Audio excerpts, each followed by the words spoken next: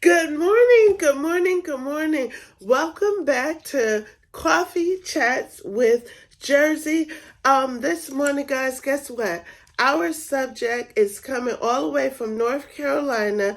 It was suggested by the Davises here on YouTube. If you don't know who they are, that is simply underscore Tranika and Kangaroo Black. They both have channels, so I will pin them below and make sure you get over there and check them out if you're not aware of them. And they are my friends, so y'all be nice, okay?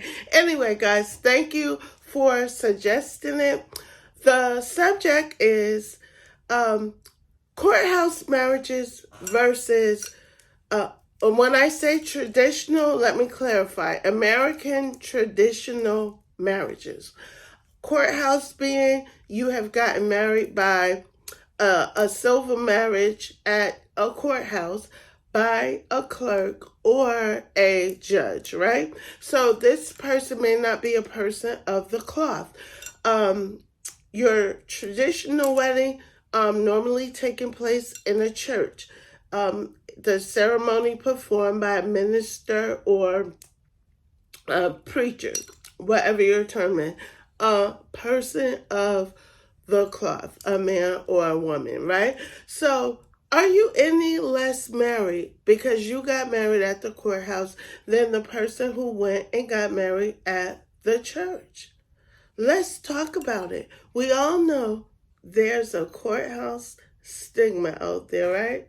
Girl, let's get into it. All right, I'm ready to dive in. Let's talk about the stigma. Now, you could say what you want. You could be in denial. You can blah, blah, blah, blah, right? Act like you've been under a rock.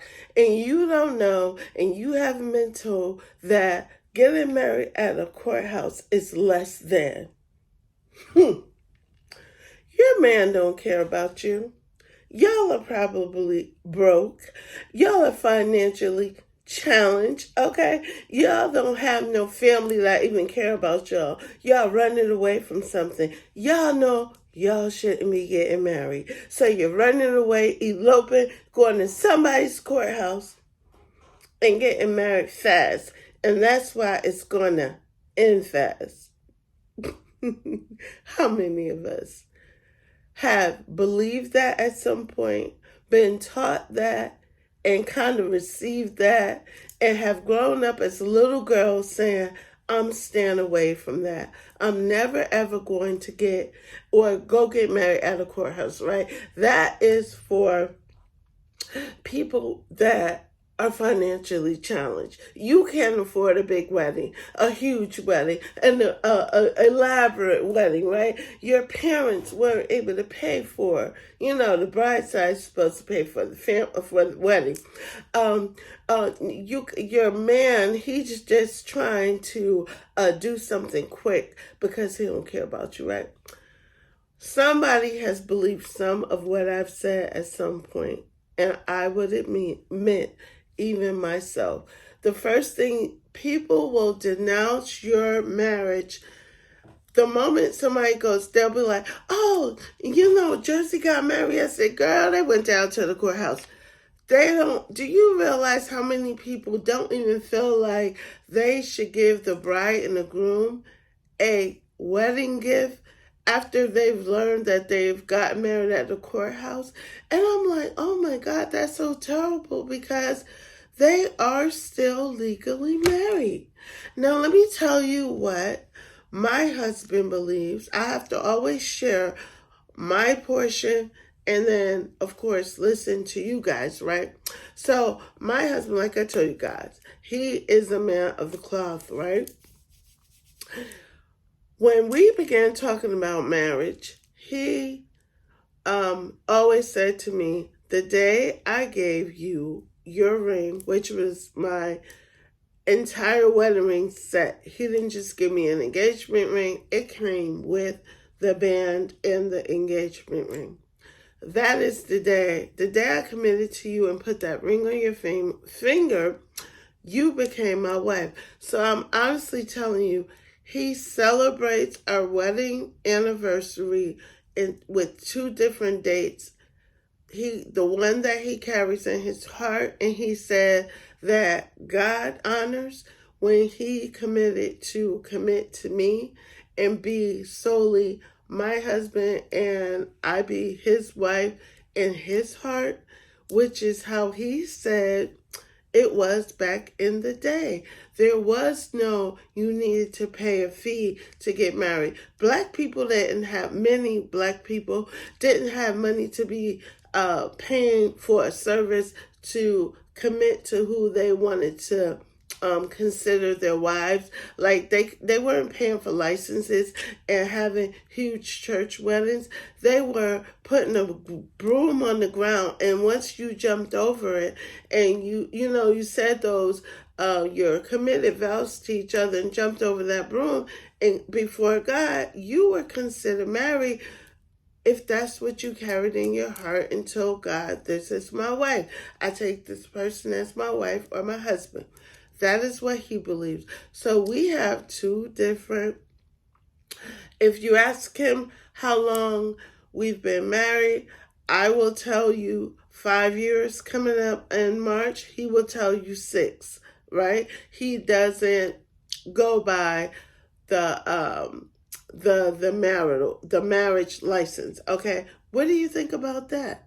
Especially if you are a minister or you're a Christian and you study the Bible.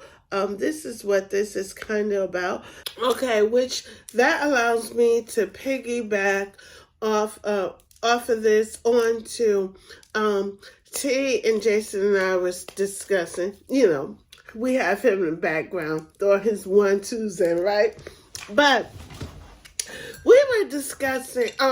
They brought up to me, what about a couple that so both of their first marriages, like there's a couple, both of their first marriages took place in the courthouse.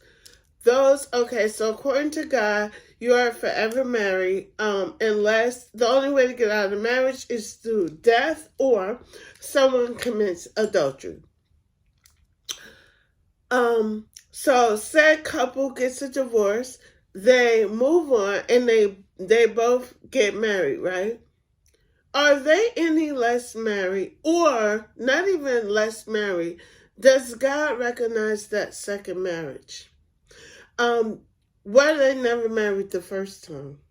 Because it took place in the courthouse.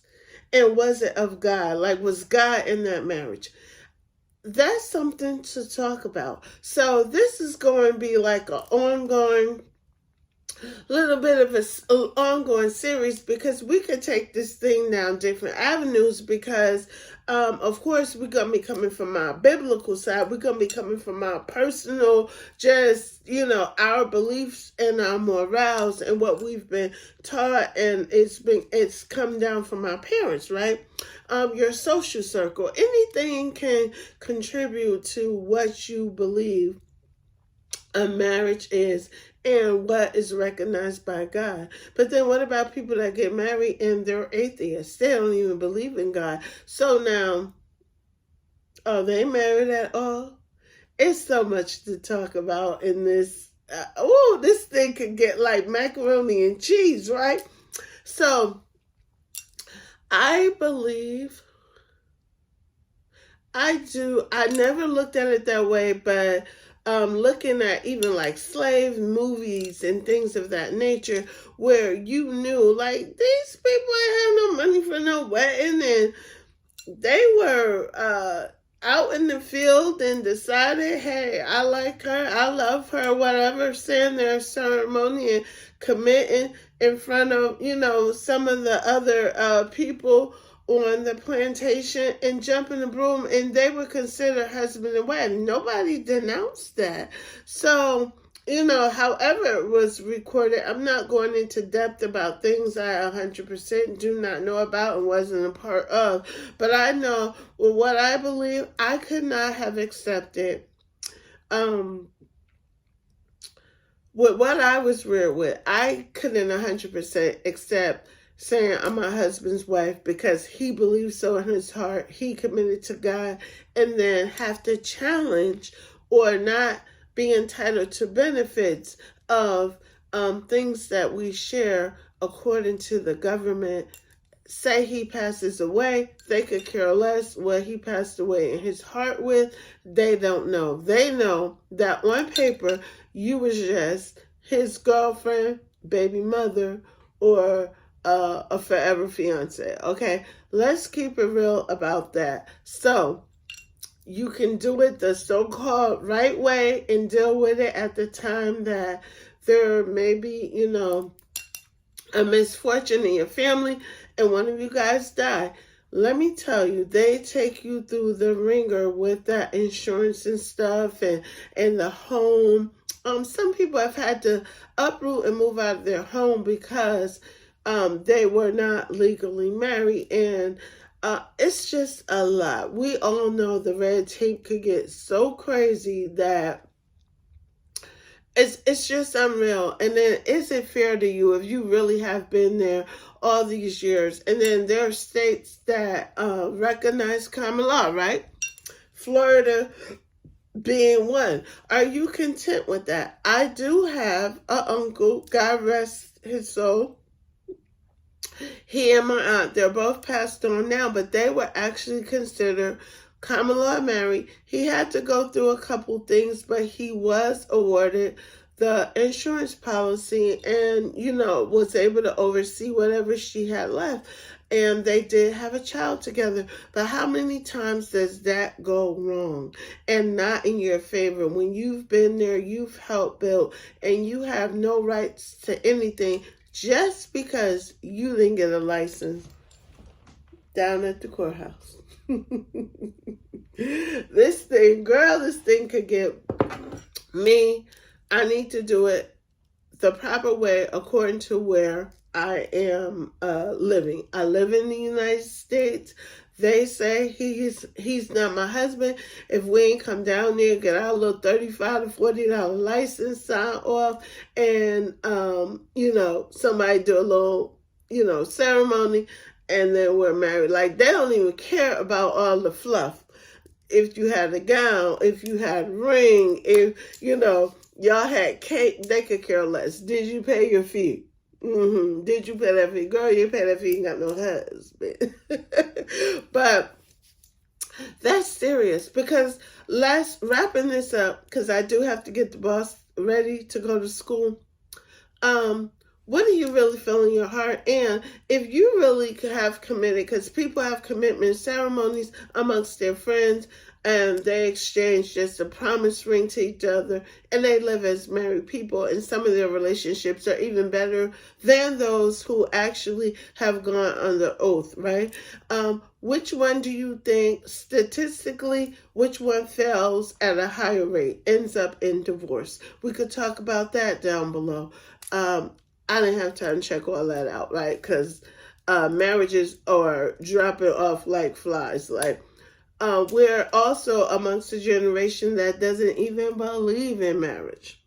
So many things, rules and regulations and laws are coming into place because of so many things that has transpired in the world. Another being, there was a time you couldn't put someone on your insurance unless you was married to them. You couldn't, there's just a lot of things you could not do if you were not sharing the last name or a marriage license, because some people get married and they still carry their own last name, right?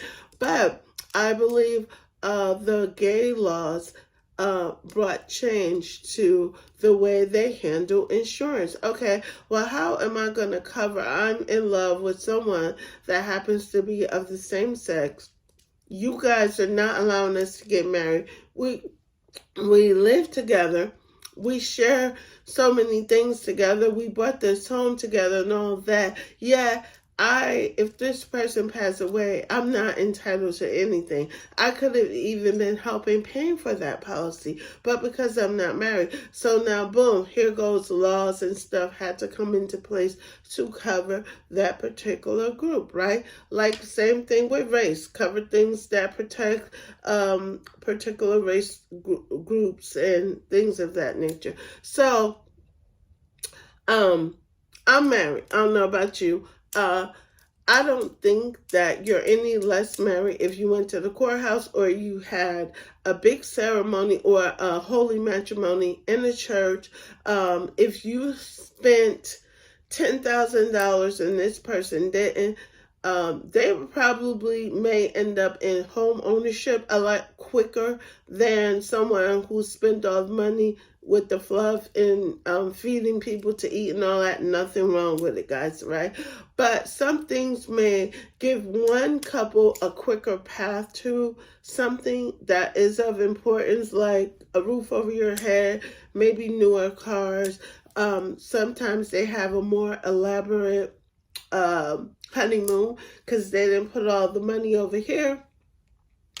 They got married, look cute. Now people are going, when they go to the courthouse, it's different. They're taking their gowns and their suits and they're having a photographer there. They have a whole photo shoot going on the courthouse steps. And if you were to look at their pictures, you wouldn't do anything different. They're having, what do you call those? The receptions. They're going off or having the receptions afterwards at like restaurants, some banquet halls, some family members' homes, in the backyards, whatever. That's unlimited. And then going off to a very pricey honeymoon. They're coming back to a home they purchased together versus having to rent a little longer because they're trying to get their finances in order. And then, of course, we all have the group that always has it together. They prepare for that. Their family is rich. The mom and dad is going to buy her gown. They're going to pay for the cake. They're going to pay for the wedding and all of that. We're not talking about that little percentage. Yeah. So happy for them, but I cannot be less happy for those who go a more frugal route, affordable route, especially in today's society. I personally think you're almost nuts to go and throw yourself or have someone throw you a $30,000, $40,000, $50,000 wedding with all that's going on if this money is not like pocket change to you. If this money really, you had to take years to save it to make this thing happen, you guys don't have your own home in your name yet. You don't have reliable transportation. You don't have a savings. I don't think that you should be taking that route. And if you do, you still have a church wedding. Please do it more frugally. It's so many ways to make things affordable today. When I tell you have no excuse, go and look it up in the dictionary, which is YouTube, now TikTok. You have so many options. So anyway, guys, let's talk about it down below, what your belief is, how you feel about it. Make sure you include the part about God. Do you feel as though some marriages are more recognized by God than others, or do they all, once a man finds a wife, he finds a good thing. Once you get married, God just accepts them all? Please, let's talk about it. We all have, okay, the alarm clock went off at 7 o'clock. Like I said, we all have different opinions, beliefs, and we're all mature here enough at Chats with Jersey Girl to share our opinions safely without being attacked in the comments. If I do see something derogatory or you are saying something very negative to offend someone, I will just simply delete it because I don't want to receive it. I don't want anyone from the SIP squad to feel as though, well, I'm not going to say anything because I don't want to have to go back and forth. Please don't debate anyone. Just put your opinion. Let's talk about it. If you agree with this person to an extent and you want to chime in or say, that's interesting how you look at it. Let me tell you from my perspective and all that. There can always be a meeting of the minds, but you do not have to fight. No fighting over here. All right, guys.